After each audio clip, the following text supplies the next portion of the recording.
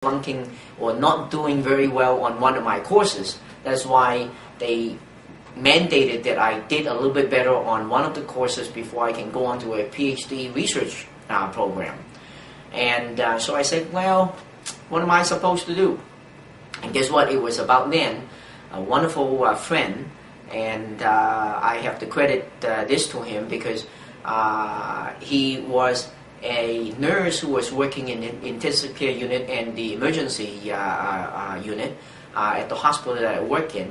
And during the long nights of being on call and waiting for, for emergencies to come in, we end up having a lot of long talks.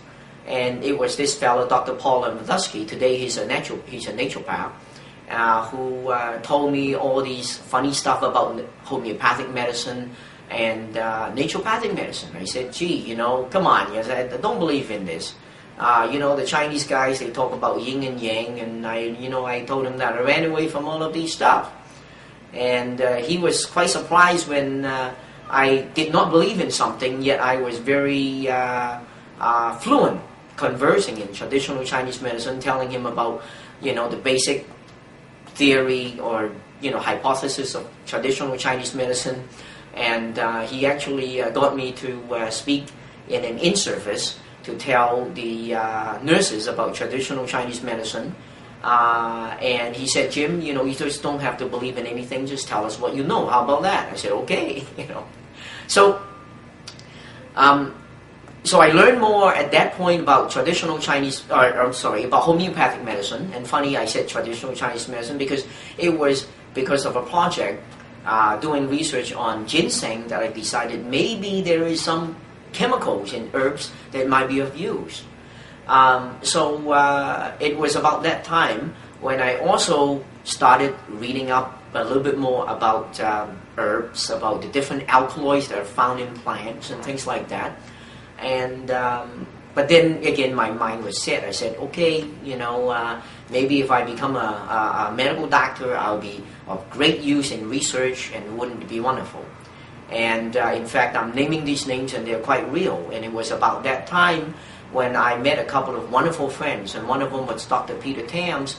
Dr. Peter Tams was a medical doctor who graduated from Germany, who was trained in Germany. And as you know, in Germany, medical doctors were trained in a lot of what they call biological medicine. And it was about that time that his license was taken away for advising patients to go get some vitamin C. I couldn't believe this. I said, this is ridiculous. And my story of vitamin C was, of course, back then I also said, oh, come on, Linus Pauling must be getting old, even though he's a wonderful biochemist, wonderful researcher. It's really only as simple as ascorbic acid. I mean, it can quench some free radicals, and what good is it going to do? And but in fact, looking back, the reason why I was credited for the research project was because I made a mistake in making the buffer solution for stabilizing the enzyme that we were going to study. For a long time, historically, nobody was ever able to stabilize this enzyme called S-adenosine methyltransferase. And because of that little mistake, I misread the formula, and I put 1,000 times more vitamin C in the buffering solution. And by